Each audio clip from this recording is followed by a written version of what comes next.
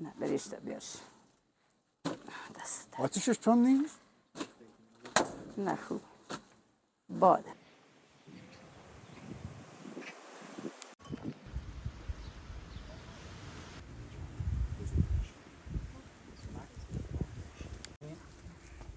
A ver, perrito, ¿no?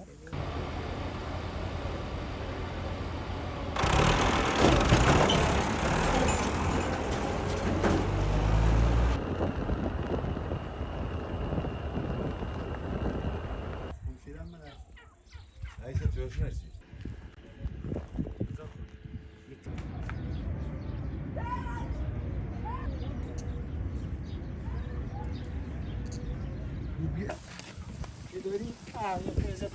او گوهر الان نمیتونی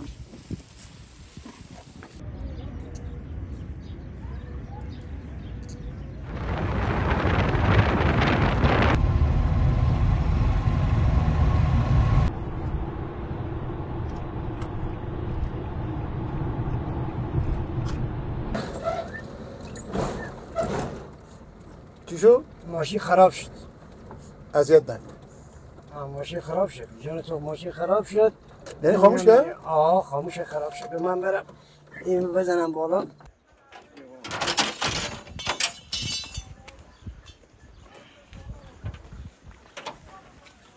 چی بی خرابی ماشین داد؟ ماشین خراب بیوارم من چشایم والله نم سیمینش قدی. شاید چشمی. آقا این برای احیانا برای فیلم و اینا که نیست واقعا خراب شده دیگه. خراب شده آره خراب شد ماشینم خراب شده. بابا خراب شد دیگه نیم دینام خرابه نمیدونم چی پارکی و سوکتش باز جا بینم. والا ماشین خراب بیا خدا درست نمیاد دو بدیم شو بریم شو. اصلا کد ما آقا ما باید آدم باشو برسونیم الان. خب بس هر شرایطی حتی اگر ماشین آوردیم ما جابجاشو کنیم این ماشین رو باید بریم بشو بریم. ماشین اگر زنگ زدیم نیما خدا مجبوریم زنگ دیم مکانیک. بابا ببا ماشین برم اگر درست نی. آقا اشکال داریم مثلا یه روز بمونه بعد آردف مثلا فردا برسونیم. نه چون خود ما امروز توزیع نوبت پایتخت یک باید حتما یعنی حتما امروز نباید فردا یا پس فردا نه منتظرم فردا نوبت نوشاباد امروز پایتخت یک باید توزیع کنیم. خواست اهالی کمک بگیریم آقا از اهالی کمک اینجا نهایتش یه تراکتور بیاریم بعضی میشه با تراکتور بریم شو یه وانتی بریم جابجاش کنیم. یه روز که دنیا نبرسه عرض خدمت بریم درسته ولی خب چون خود ما باید بریم بریم شو چون خود ما فردا هم بعد یه روستا هنیه اینا الان منتظرم حتما باید بریم بریم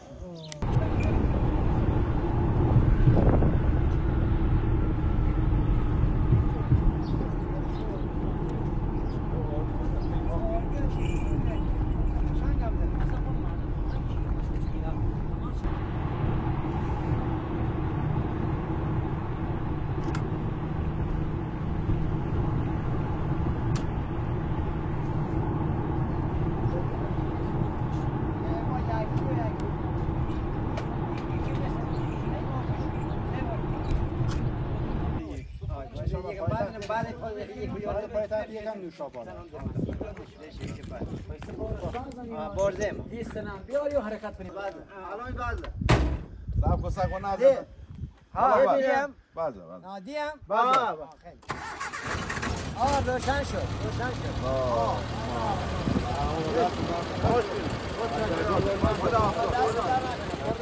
ممنون خیلی ممنون ولی خراب خوبه به هیچ نون بهش کن خوبه آقای ناصرپور بعد جانم من اولش فکر کردم گفتم شما ماها رو دیدید دارید داستان میشه ولی واقعا مثل که حالا شانس آوردیم زیاد مشکل حدی نبود. آره مشکلی نبود خدا رو شکر بعد حل شد ولی معمولا پیش میاد دیگه. آره مشکل. بیشتر مواقع ممکنه خرابی ماشین پیش بیاد.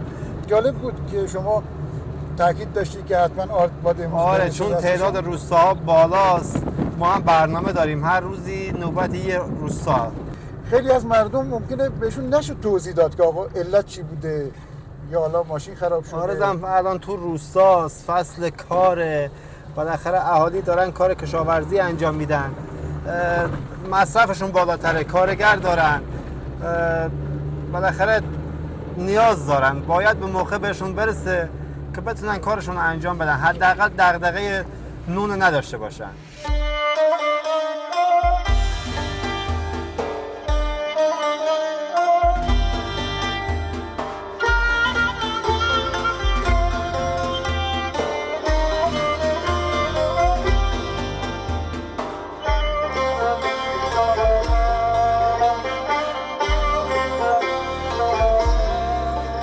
درود و سپاس بر شما دوستان و همراهان همیشگی کانال ایران مستند.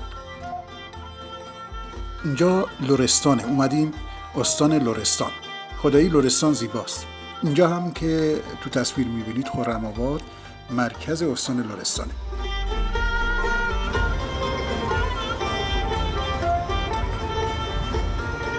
لرستان مردمی غیور با سخاوت و مهمان نواز داره. در کنار این همه خوبی آثار باستانی و تاریخی متعددی در سطح استان پراکنده است که مورد توجه گردشگرانه. استان لرستان در زاگرس میانی قرار گرفته. آبشارها، طبیعت زیبا و پل‌های تاریخی متعددی داره. طبق مطالعات باستانشناسی دره خرم‌آباد لرستان خاستگاه و سکونتگاه اولیه بشر بوده.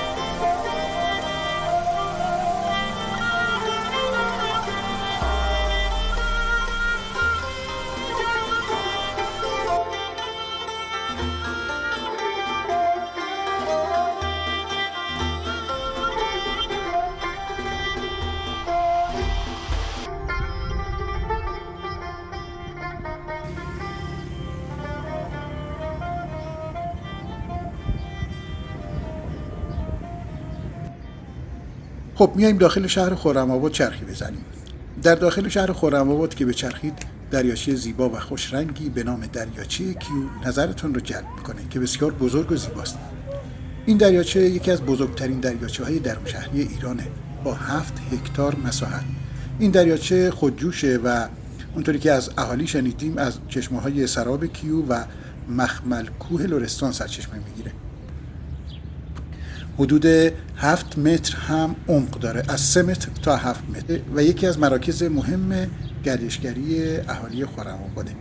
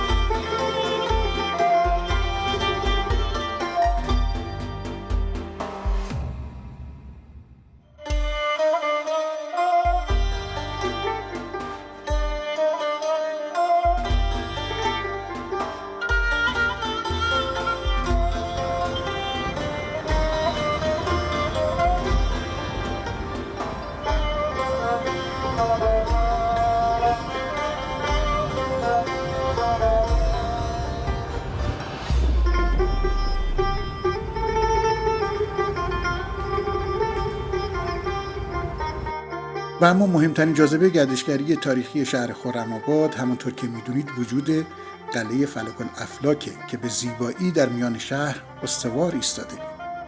فلک الافلاک یا دژ شاپورخواست در زمان ساسانیان به مساحت 5300 متر مربع بنا شده. مساله‌ای که برای ساخت این قلعه به کار برده شده خشت خام، سنگ، آجر، گچ و آهکه و این قلعه نیز یکی از مراکز مهم گردشگری تاریخی لرستانه.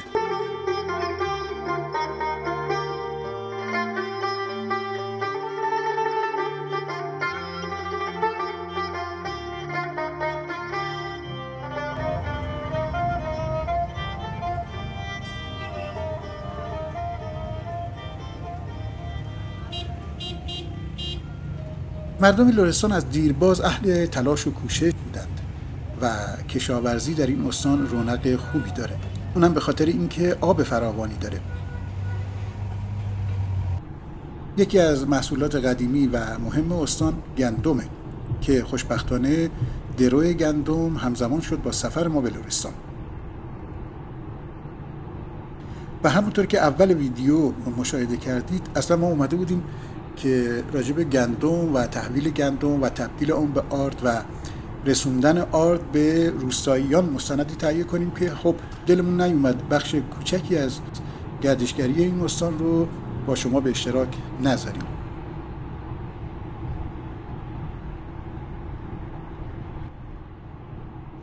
همونطوری که در اول ویدیو مشاهده کردید ما به اتفاق دوستان تعاونی روستایی داشتیم آردا رو هم میکردیم به طرف روستا که ماشین خراب شد. یعنی من اول فکر کردم که به خاطر فیلم برداری دارن خلا سختی کار دارن به ما نشون میدن، ولی خب واقعا ماشین خراب شد و خوشبختانه حالا مشکل زیادی نبود. در دهستان کاکا شرف با آقای بخشی و ناصرپور و دیگر دوستان همراه میشیم. جناب آقای میر از کارشناسان تعاونی روستایی با ما همراه هستن که دوست دیرینه و رفیق شفیق ماست.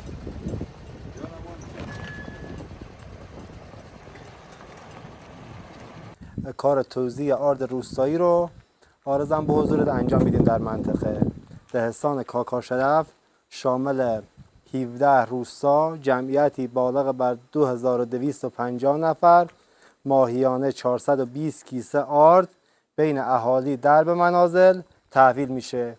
خب تابستون زمستون همش این مسیر رو شما میرید؟ همش این مسیر رو ما میریم، چون روستایی هم داریم خدا شاده. یعنی بعضی موقع ماشین که میره، یعنی ماشین به زور میره بالا، اذیت میکنه، خیلی اذیت میکنه. جاده‌های یعنی جاده‌ای که به زور ماشین ازشون میره. ما خونه به خونه در این روستای میریم، این خونه به خونه میگردیم و آردا رو پخش میکنیم.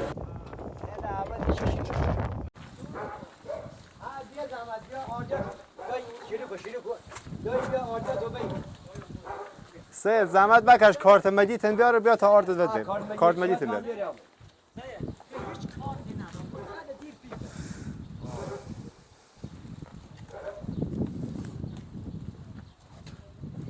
شما زودتر اومدی آره؟ آره. کار خوبی کرد. این یا خدمات هم دیتات دایی. مانیش بدن من این با من صدر من این تونکر بری نه بری نه تو بایم سری بایمش کجاسی بیش به به.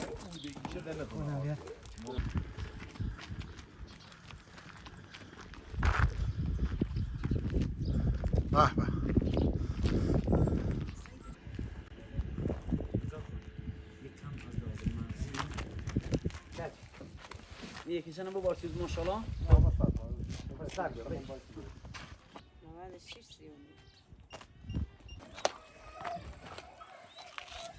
محمد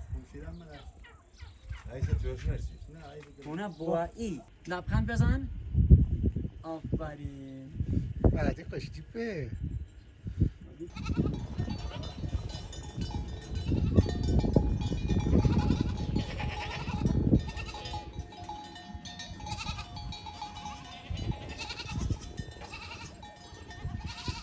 میرم بیابون. آره مرزه چرا؟ از ساعت 7 صبح میرن چرا تا 11 میان استراحت میکنن تا ساعت 3، بعد 3 هم میرن تا 7 بود.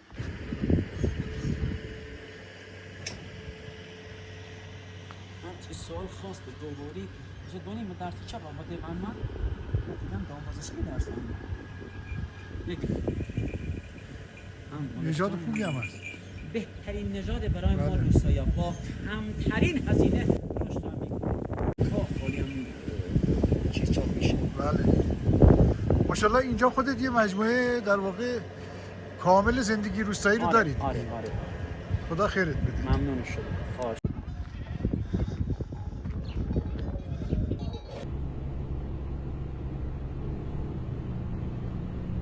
در منطقه کاکا شرف به اتفاق آقای بخشی از اهالی روستا سری به عشایر منطقه میزنیم. خدا قوت. خسته نباشید. حال شما خوبه انشالله. چیکار میکردیم اینجا؟ یه چند تا درختی داشتم خوب شدم. درخت چی داریم؟ زردالو چند تا زردالو. زردالو. بله. آقای پورزان اینجا کجا سال ما هستیم؟ چنارکور. روستای چنارکل مربوط کجا میشه؟ قبلا جز بخش پاهیده، الان جز بخش مرکزی. مرکزی خرم‌آباد. بله. بعد شما اینجا کشاورزی داری؟ کشاورزی جزئی. زمین اون صورت به اون صورت که به این کفا بده نداری، ولی به هر حال یعنی مشکل آب داره یا نه؟ مشکل آب داریم، کانال کشی نداریم. نگاه کن علی جویمونه آب همش هرز میره. بعد اینجا من دیدم منطقه گندم هم میکارن. آره گندم میکنه. گندم چطوری؟ گندم، جو، عدس، نخود، هر چی باشه میکارن. اینجا میکارن. بله میکارن.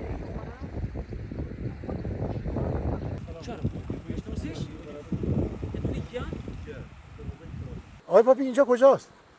چنارکل، سرسرو چنارکل. چنارکل. بعد اینجا منطقه عشایر. آره. بله. بعد شما چیکار میکنین؟ ما مشاره، الان کارگزاری میشه کار داشته. آها شما مشایری. بله، اونم پاک بالا. آها خونتون بالا. بله. گوسفندان بالا دارین دیگه؟ بله بله. اینجا من میبینم یه همکارتونه، دوستتونه عشایری اینجا. من فامیل مونه. آها فامیله. بعد دیگه تابستون گوسفندا میان اینجا دیگه. آره. توسو یه زمین مونه و جای توسو یا میشه 34 مون توسو کاشی میشه. تو این سبزه میچنن. نه چه جای دیگه. آه. بله. خب الان شما برای نون پختن آرد از کجا میگیری؟ و تراشالی موی چه؟ همینجا؟ بله خودتون حشمت. هم آرد میکنین؟ بله حشمت پور علی مدیر عامله. آها مدیر عامله. بله. از تابون روستایی میگیرین. آره؟ نه اشاری میگه. عشایری تابون روستایی دیگه. بله. آره. از اونها آرد میگیرین و نونتون رو خودتون میپزین. بله بله.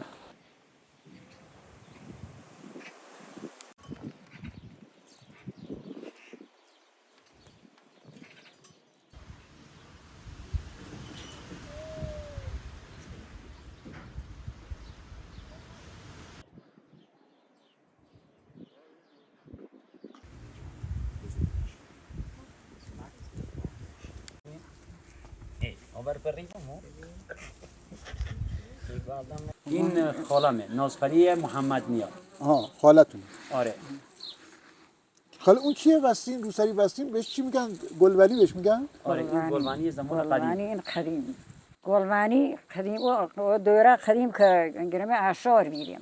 عشایر میبستن؟ بله. عشایر میبستن. آردو کی میاد اینجا وقت میکنه؟ موسیقی صابونی داره. بعد چجوری آردش خوبه یا نه؟ آردش خوبه یا نه؟ بعضی وقت خوبه بعضی هم بد. مگه از گندمای همینجا نیست؟ و گن و خون که یاره نه که پیدا خون اینو که هم یه پین هم.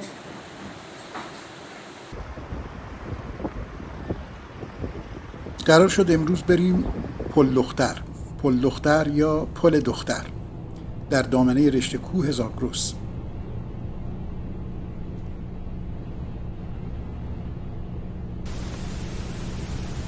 در میانه راه به طرف پل دختر به یکی از آبشارهای منطقه لرستان میرسیم به نام آبشار آفرینه که در روستایی به همین نام واقع شده.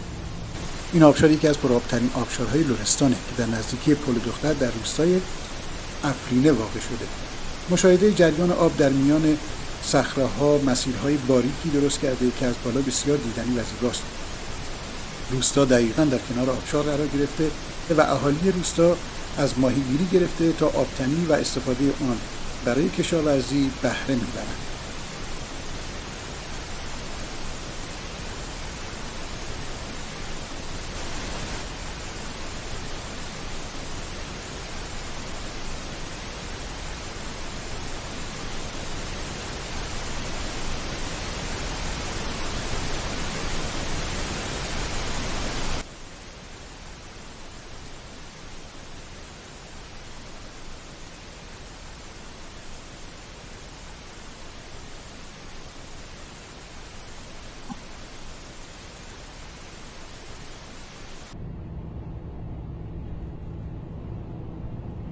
در اول شهر پل دختر که وارد میشید یک پلی میبینید به نام پل شکسته که متاسفانه بخش بزرگیش تخریب شده و بخشی که باقی مونده روی جاده قرار گرفته که بسیار زیبا و دیدنیه. سعی کردم با پرنده یک نمای خوب از این پل بگیرم، امیدوارم که موفق شده باشم.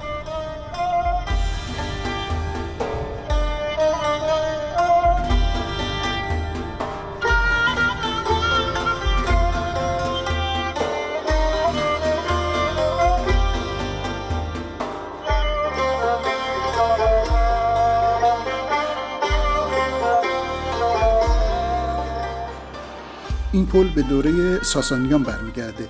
در واقع در زمان ساسانیان روی پل قدیمی که مربوط میشد به دوره هخامنشی این پل بنا شده و از این حیث قدمت ویژه‌ای داره.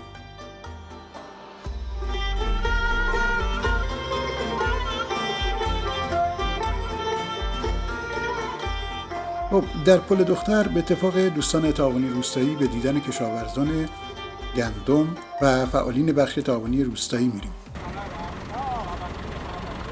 اومدیم به منطقه رمشکان که گندم زیادی اینجا تولید میشه.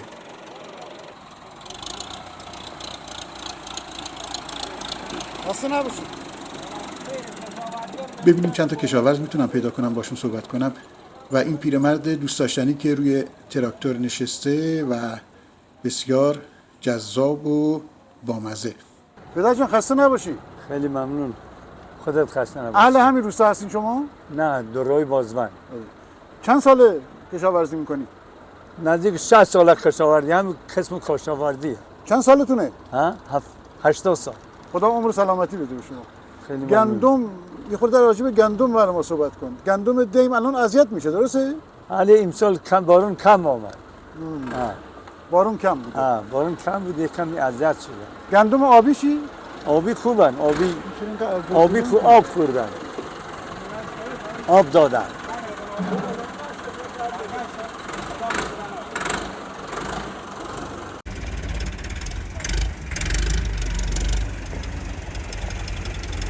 آمو یک کمی رو جلو تا راه دو هست. نه به سه بس.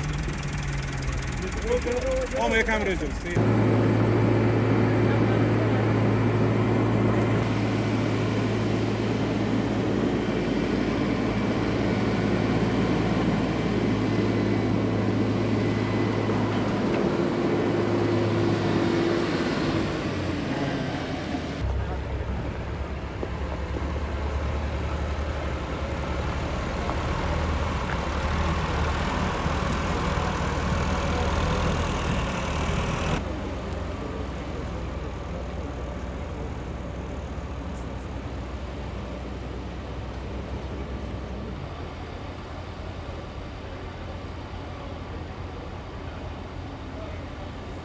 خدا قوت. خیلی ممنون. اسم شما آقای؟ احمد شعبانی. آقای شعبانی گندم داشتین خالی می‌کردین؟ آره گندم خالی. و سازوکار به من میگی از مثلا گندم میچینیم پس چجوری مثلا با تعاون روستایی صحبت کردین، چجوری تحویل میگیرن، چجوری داستان اینو برام. تعاون روستایی که تحویل میده، ما زمانی که محصول رو درو میکنیم کمباین میزنیم تحویل میدیم به تعاونی روستایی شهرستان رمشکان، گندم ما رو تحویل میگیرن. خوبن، حالا زحمت خودشون میکشن، راضی هستیم، دستشون در نکنه. ولی ما بیشتر مشکلاتمون قبل از تحویل گندمه، به علت همین خشکسالی که کمبود آب این منطقه است، بعد علت سنزدگی که مشکلاتی داشتیم، به علت کمبود کمباین هم ما مشکلاتی داریم معمولاً.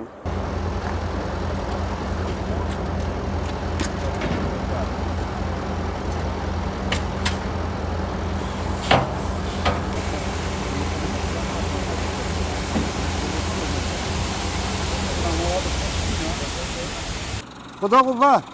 ممنون. خسته نباشی. مثل قدیم ها صف مدرسه وایسادین ها؟ بله. اینکه این پروسه که گندم تحویل میدید خوبه بده چجوریه؟ خوبه خیلی خوبه، خیلی هم خوبه.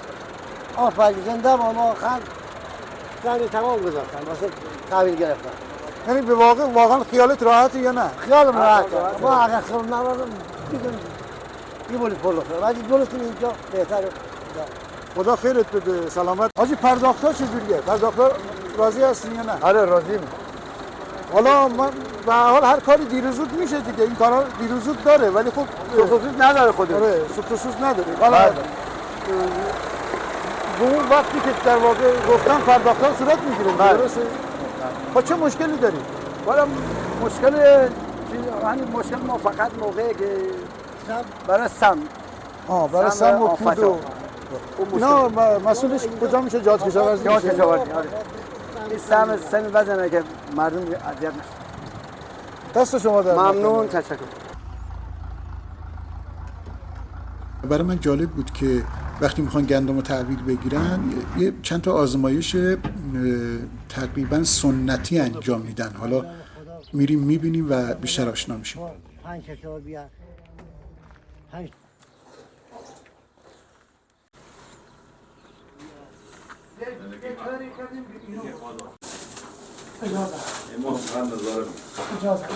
الان شما چیکار میکنید اینجا آقا؟ چیکار میکنید اینجا؟ ما اینجا داریم نمونه میگیریم، افتا رو میزنیم و به قول معروف افت مفید غیر مفید و درصد سمزدگی رو از طریق آزمایش تشخیص میدیم ان شاء الله. به نوعی در واقع گندم آزمایش میدیم. بله که بتونیم یه گندم سالم ان شاء الله تحویل سیلو بدیم.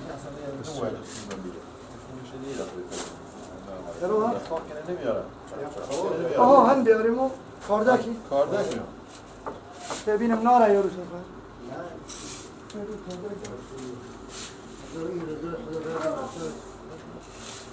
این پیمونه باید وزن مشخصی داشته باشه. 100 گرم. بله یه نمونه 100 گرمی گندم میره بشه. یعنی اگه همه چی خوب باشه این پیمونه باید 100 گرم باشه پرش کنه. بله از 100 گرم ما نمونه میگیریم. از 100 گرم نمونه میگیریم. از 100 گرم نمونه میگیریم بعد مقدار افت مفید و غیر مفید و سنزدگی که مشخص.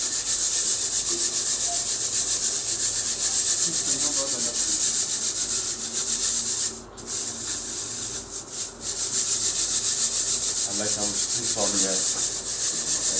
بزنیم که بتونیم 30 ثانیه باید هم بخوره. 30 ثانیه باید به هم بخوره. بتونیم افت مفید و غیر مفید شو تشخیص.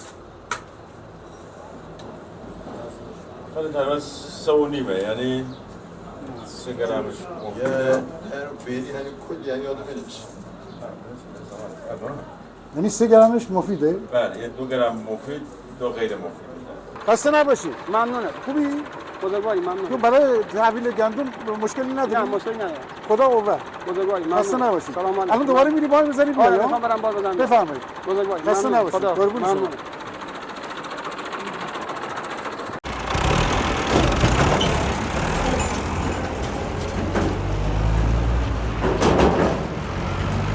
حالا بپیچون دکاف کن ها.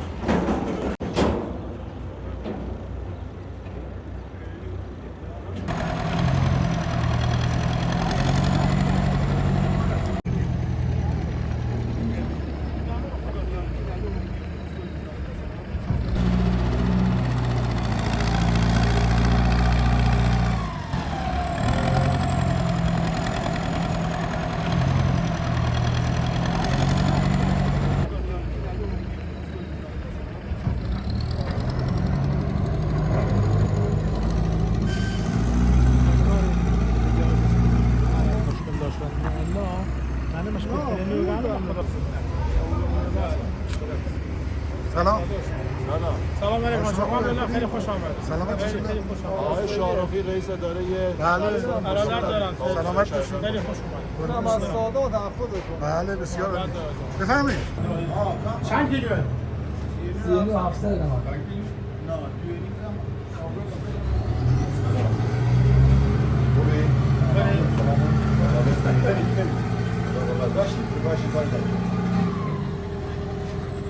تکان شروع کرد. اول ها.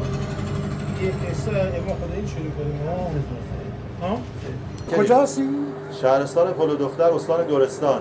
و دوستان چی میکنن؟ مرکز خرید اتحادیه شهرستان پل دختر الان داریم بحث خرید گندم و خرید کلوزا رو در این مرکز داریم انجام میدیم. هم گندم هم کلوزا. هم گندم هم کلوزا.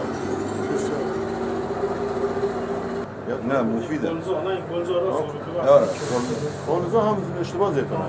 کلوزا خطا 11-12 درصد رطوبت داره.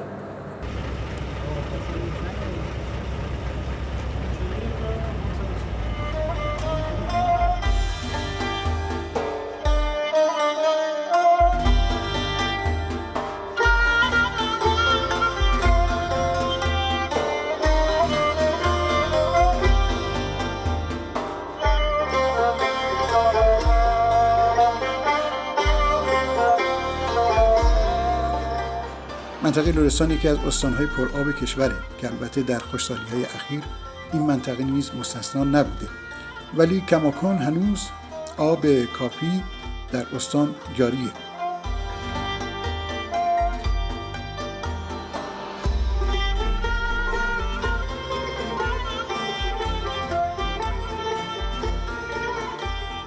خب قرار شد برای نهار دوستان طبق مهمان نوازی که مردم لرستان دارن طبیعتا باید به شما کباب بدن. خسته نباشید. به به. فدایت. او هم نمیتونی.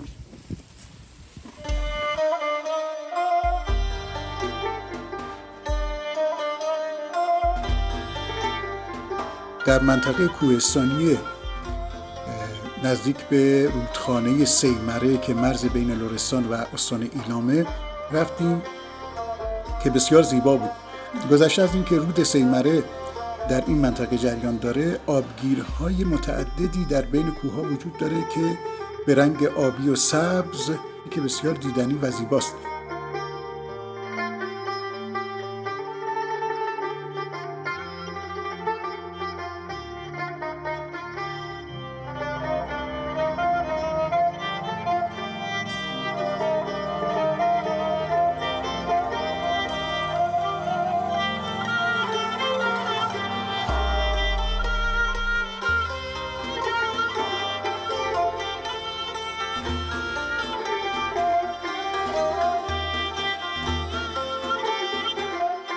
سهمیه بندی ها از قبل مشخصه؟ سهمیه بندی آرزم به حضورت هر نفر ماهیانه 8 کیلو آرد سهمیه داره که به صورت دوره‌ای 2 ماهه میشه هر نفر 16 کیلو که به ازای جمعیت خانوار با ضریب تحویلش میشه. مثلا یه خانوار 5 نفره آرزم به حضورت تو 2 ماه 2 کیسه آرد به صورت دوره‌ای تقدیمش میشه. و یک ماه که نوره مجبور نو بخوره. یک خانوار 5 نفره 2 کیسه آرد نتونه جواب بده. خداحافظ. خدا تکلیف او خدا قوه. خیلی ممنون. خسته نباشی. قربونت. شما بودید الان آرد تحویل گرفتید درسته؟ بله بله. و آردو در واقع از تعاونی روستایی تحویل میگیرید، خودتون نون میزنید دیگه؟ بله خودمون از روستایی تعاونی تحویل میگیریم، خودمون درست میکنیم. چون دیگه روستا الان دیگه نونوایی نداره که نه؟ نه. الان خانم یعنی هر خونه‌ای برای خودش یه تنور و یه حالا یه جایی برای نون پختن داره دیگه؟ بله. معمولا نون چند روزه میپزین؟ یه روزه ما همیشه. ها شما یه روزه؟ آره. یعنی هر روز بس دارید نون میپزید؟ بله. این الان نون چیه؟ نون تیری میش میگن؟ نه یواش. نون شما اسمش چیه؟ شاته بهش بگیم. نان چی؟ شاته. شاته؟ شاته یعنی یواش. یواش. آره. شاته یعنی یواش. آره. یعنی نونی که یواش. بله نون یواش. نون یواش. شبیه تیریه. تیریه بله. بختیاری که نازک میزنن. بله.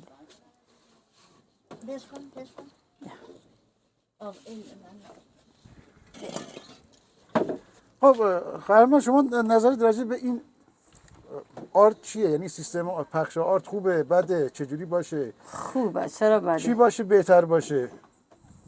بیشتر باشه بهتره. بیشتر بدن بهتره؟ بله. چون اندازه هر نفر 8 کیلوه انگار درسته؟ بله. و اما تمام این مراحل و فعالیت‌ها ختم میشه به تولید آرد سفید که برسه به دست مردم روستایی تا از آن نانی برای سفره خودشان مهیا کنند. هر آنچه بود برای نان بود و بس.